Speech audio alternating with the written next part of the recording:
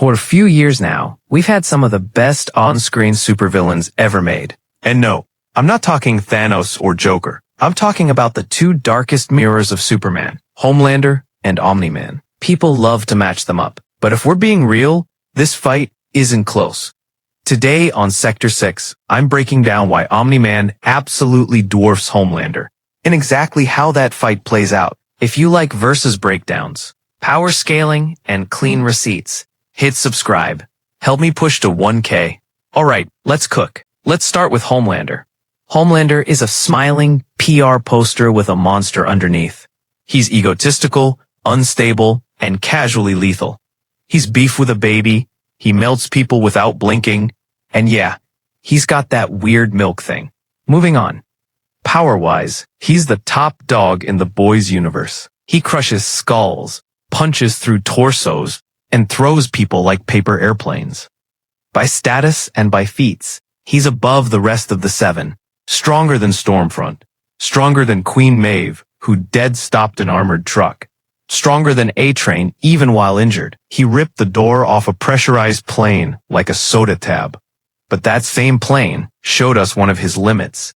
He couldn't save it. Whether it's because he can't brace in midair, or because he'd punch through the hull, Homelander struggles to apply his full strength while hovering. We see a similar problem when a falling bus slams him into concrete. He's not hurt, but he doesn't control the momentum. Durability? By reputation, he's untouchable. Vought brags there's no weapon on Earth that can put him down, nukes included. In practice, the picture's messier. Soldier Boy bruised him badly. Queen Maeve stabbed deep enough to scare him. Stormfront tossed him around. He tanks bullets and rubble all day, but we haven't seen him survive anything close to a true extinction-level hit. Speed? In free flight, he's fast. Regularly supersonic, topping out around Mach 5 when he rushes to save Butcher. In fights, though, he rarely blitzes. His comfort zone is distance, heat vision. He spams it, and it works. Slicing flesh and bowling over other soups. Inside his own world, Homelander is the final boss. Now let's raise the ceiling. Enter Omni-Man. Omni-Man is everything Homelander pretends to be. Only real. And much worse. He's not a product. He's a Viltrumite. An imperial conqueror bred for war. And casually cruel. Receipts. He annihilated his world's premier superhero team with his bare hands. Punched through Immortal's chest. Snapped War Woman's neck. Then later chopped Immortal in half. Like it was routine. That's not a tantrum. That's a soldier executing a mission. Raw power. Omni-Man claims he stopped an asteroid the size of Texas. He hoisted a boulder measured in the hundreds of thousands of tons with one hand. He tore through elite alien armies and Cecil's reanimated super soldiers. He manhandled a kaiju amped to be humanity's last hope. And when he fought Mark, Invincible, he sent his own son flying miles with every blow. Through skyscrapers, into mountains, down to the ocean floor. That was holding back, because he didn't want to kill him. Durability. He tanks high-energy beams that carve craters, shrugs off ballistic fire like rain, and wades through orbital strikes that would erase city blocks. The Guardians hit him with everything. He killed them anyway. The Reaniman swarmed. He ripped them apart. Invincible swung. Omni-Man didn't budge. Speed is where the gap becomes ridiculous.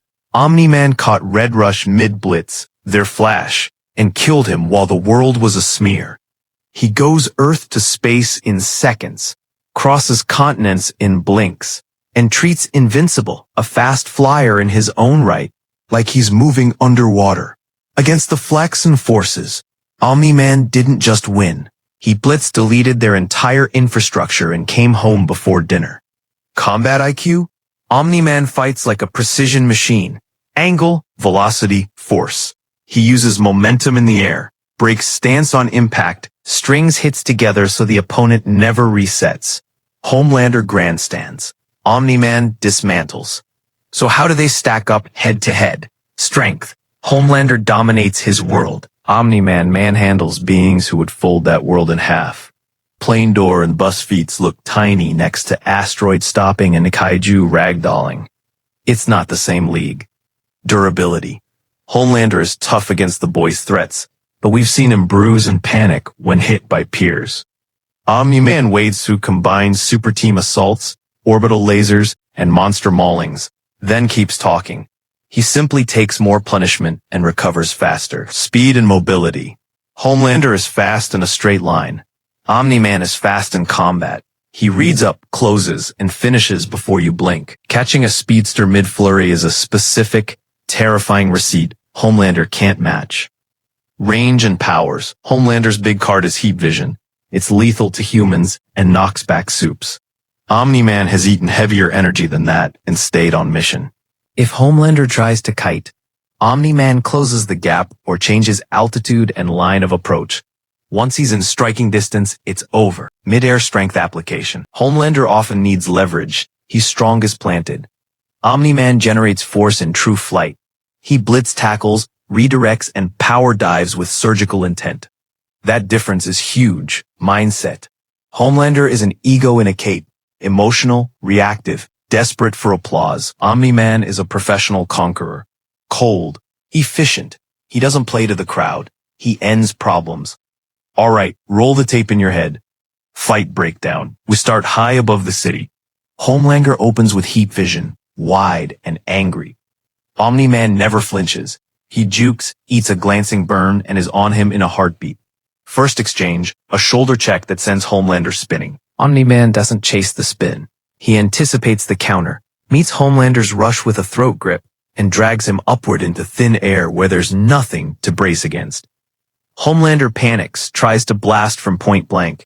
Omni-Man turns his head through it and hammers a liver shot, then a back-of-the-neck axe handle. They pierce clouds like bullets. Homelander breaks free, tries to create distance. This is his comfort zone. Omni-Man changes vectors, comes in from below, and spike tackles him into the ocean. The shockwave erases a fishing trawler on the horizon. Underwater, heat vision diffuses. Omni-Man doesn't. He pummels, then launches both of them straight up, miles in a second, only to heel kick Homelander back down like a meteor. If Homelander survives that impact, we get the final sequence. Omni-Man grabs a wrist mid-beam, crushes the forearm, and slams him through a mountain face, then through the other side. One decisive neck snap or a chest punch we've already seen him use on stronger opponents, and the fight ends. Could Homelander win any scenario? Only if Omni-Man underestimates him and stands still in a laser for too long. But that's not how Nolan fights. He closes, he controls, he finishes. Verdict. They may look similar on a poster, but in practice, they're not comparable. Homelander is the apex of a grounded, corporate superhero world. Omni-Man is a cosmic conqueror who treats super teams like speed bumps. Strength, speed, durability, skill, mindset. Omni-Man sweeps every category that matters. This matchup isn't a coin flip. It's a clinic. Omni-Man wins, decisively. That's the breakdown. Did I miss a feat you think swings the needle? Drop your receipts in the comments. Keep it spicy, but keep it clean. If you enjoyed this, hit subscribe and help Sector 6 reach 1,000. It takes time to make these character analysis videos, and every sub keeps the lights on here. I'm Sector 6. Thanks for watching. See you in the next one.